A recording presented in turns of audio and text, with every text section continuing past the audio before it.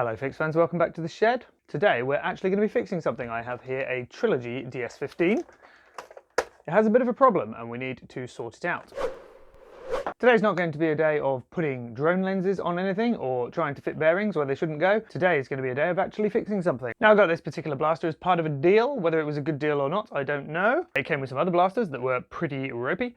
This blaster has a bit of a problem and it needs to be repaired, so let's get into it. So the Trilogy is a shotgun style blaster. It's called the DS15 because it stores 15 darts in 5 shells. Mine came with the full 5 shells. I've dropped one in the garage and it's disappeared forever.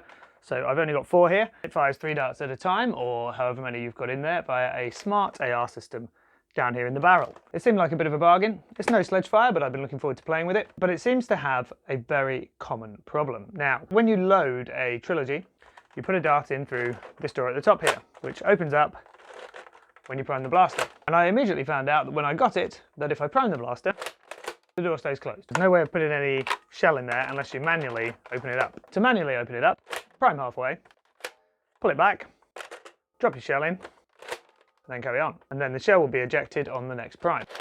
So that's quite disappointing. Prime it up. It's not even going in there. This is really irritating. I don't want to have to keep pulling this back every single time. I don't really want to delete the door. So I have had a look on the internet and there are basically 2 problems that can occur with one of these. The little return spring for the door can break and get jammed and make a bit of a mess. I'm not sure it's that that's a problem, to be honest. Or the plastic inside can snap and not give the mechanism anything to pull the door back with. We're going to crack her open and have a look inside and see which one of those it is. Now to get this opened up, we're going to have to turn it over.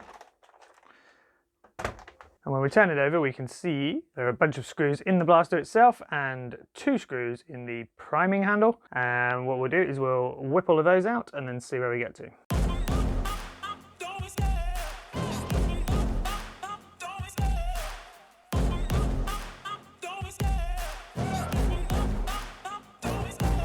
Love the chase and the hunt, and I set the pace when I'm running. I always take what I want and I always give it 100. Don't need a bank, no, I'm funded.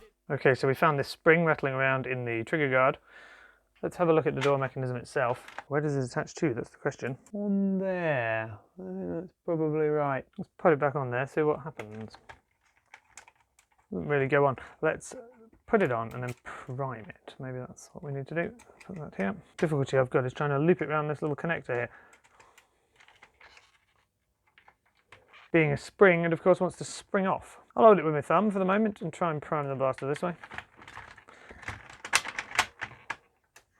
Yes, well, you see that only worked because I held it with my thumb. So this does go in here and it does appear to go there. It's way too big and stretched for what it needs to do. I think it probably needs to look a bit more like this one. So I'll go and have a rummage in my springs box and see if I can find anything suitable. So all I've done here is I have attempted to remodel it with some pliers. I put an extra coil on the end piece, which is going to make seating it very difficult, but it has shortened it slightly. It's very, very tired and I wouldn't be surprised if it just breaks, but it's all I've got. I can't find anything else in the spring box. So let's refit this and see where we get to. The other thing to mention is that these little notches don't really have any retention. They've got a hook underneath them here, on both of them. You see that shape there is vaguely hook shaped. Now we need to do something a little bit to the back of that to give it a notch to sit in, I think, so I'm going to pop out the file and have a go at that. A little bit easier if you can swap the position of these to work on them. So if you can push this orange piece under this white piece by lifting it up a little bit, then that gives you the space you need to get to it with tools. Just remember to switch those back when you go to put it back together. Just file a little notch in there. File a little notch in there. Now let me know in the comments if you think what I've actually done is just introduce failure points for these to snap. That may be possible. Probably what's really happened, but in my mind, what I'm doing is giving this little spring somewhere to hook its little loops a little bit more easily so they don't ping off and it doesn't end up heading down this way into the grip anymore. So we'll swap the position of these back to how they should go and try and fit the spring back on. There we go. I've hooked that over that little notch I just made. That seems to be retaining it reasonably well. You can see here how much longer the spring is than it should be. That's potentially going to be a problem. I'm just holding it slightly primed. Get a bit of space in here to do this. Perhaps I should have done this one first. Try and hold it down with something and get that looped over there. Tricky, tricky. There it is. Right. Now I can prime it a bit. Try again. This is what they call fiddly. Hooked one loop on. Get that second one on really. Oh, nearly. Just nip that round there. Pull back and push that little loop over with the screwdriver. That'll do it, I think. Hey! And there he is, he's back on. Quite bowed. I'm not sure he's going to be completely happy there. I'm just going to push this down a little bit further, make sure it's nicely locked in. Does feel pretty good, actually. Now, as you can see, the spring is trying to escape as it did before. It's really trying to push itself up off of here. So I don't know how long that will last on there. You could, of course, glue something on there. You could do some other kind of mechanical attachment. You don't necessarily need to use a spring. A small rubber band, a hairband, or some other kind of small rubber thing might do the job. I quite like to use little strips of bike inner tube with a knot tied in them. They're good for this kind of stuff. So let's whack it back together and see if that's made it work better or at all. Now, I did say I was taking the risky approach, removing this with all of its screws in, so I get to remember where the screws go, and there was a risk I would lose some, and I did knock it and one fell out of the top. So do not do this. Do not do as I do as I say. Find somewhere where you can draw a diagram of this thing and put the little screws through a piece of paper or cardboard so you don't lose them and it's clear what their positions are. Don't leave them in here unless you want to knock it and lose some like I did. First need to put the dart storage back in. This little tab goes at the top, at the back. Pop that in there. Two halves of the shell back together. Some of the screws might end up misaligned, so just screw them into their little holes. This is another stage where you can accidentally press down and pop all the screws out. So again, having your screws separately, do that, don't do this.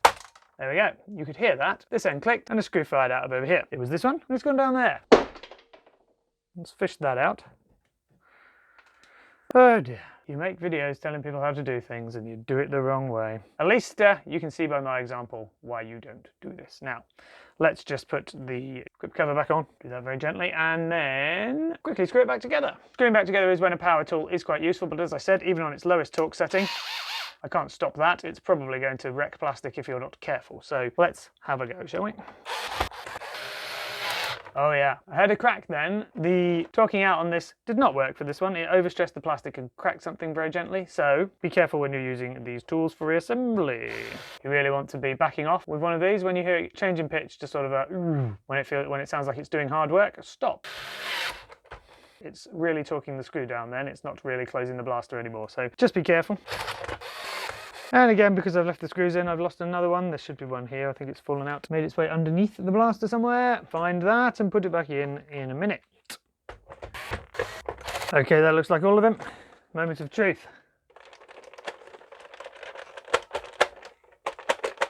I've locked something up in here. I need to undo it and start again. That's going to be very, very upsetting. That's completely locked up. I need to maybe release it. Let's release it with the slide release. Yes, something is jammed up in there. I need to open this up and have a look. And those are a lot of screws to undo, so it's going to take a long time. So I have a theory. There might be a screw under here that's loose and getting in the way of the priming handle. Let's open that up first. Just check that that's not the case.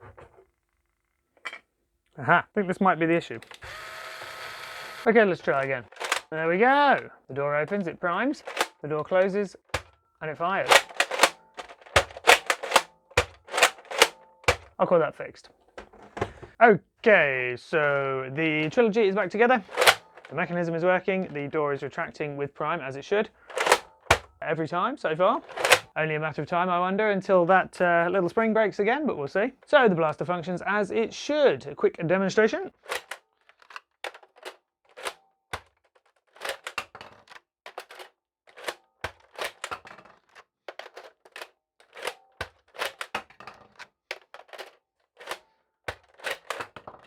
And there we are, so for a minor hiccup at the end there, that all worked fine. Now, this thing has got a gazillion screws. Lesson learned from today, I have one missing in the bottom of my handle, and I have not left this workbench. I was standing here when I did it, and I put the shell top over there. So I've managed to lose a screw, which I can't see anywhere, just by being an idiot and not drawing an outline of this on a piece of paper and pushing all my screws through it. Or, alternatively, noting down where my screws should have gone and throwing them all in a magnetic pot or some kind of tub. Tubs full of Nerf stuff all over the place here. That was my stupidity. The risk is that you leave them in the shell so you know where they live, and then you knock the shell. I knocked it once and lost a screw down here. I knocked it again, I lost a screw in there, which you saw, and this one has just gone missing entirely. You may see on the video where it went missing. That will be very interesting if you do. And there we are, it's all sorted. If it does ping off and break again, I will update everybody, so hit that subscribe button so you can see that when it comes out, if it comes out. Otherwise, thank you for watching. The socials are in the usual place in the description below, and I'll see you in the next one.